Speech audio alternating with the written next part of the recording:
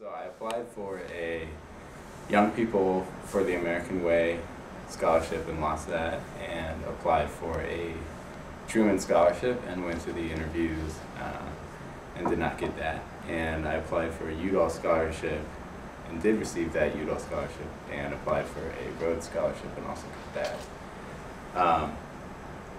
So that's my history. My interests are at kind of the intersection of politics and economics and environmentalism. So I really like to help institute market-based incentives to reduce environmental problems. So the Rhodes Scholarship comes with 2 to 3 years of grad school at Oxford University. So I'll be heading over to England in October, and for 2 years I'll be getting a master's degree in economics, hopefully, unless I get into some trouble. I mean, so mostly I applied with just kind of a background of experiences at Oberlin. I was involved in some of the initial founding of the Seed House, which hopefully whoever's watching this still exists on Oberlin campus. I also helped in the establishment of the Green Edge Fund to environmental projects on campus, and so that was a big part of my experiences. You know, there's a tendency, because scholarships and fellowships are a very outcome-oriented task, there's a tendency to get lost in that and become obsessed with just the outcome.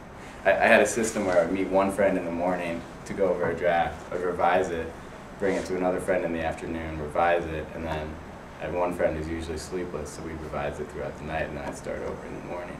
But really, the process is quite incredible. I mean, you learn a ton about writing, you learn a ton about articulating your goals clearly and succinctly. You learn a ton about public presentation.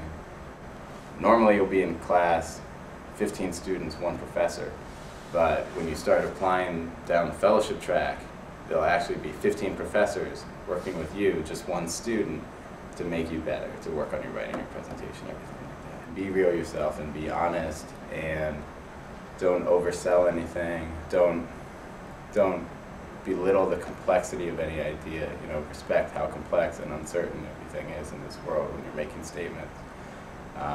Acknowledge when you don't know what you don't know.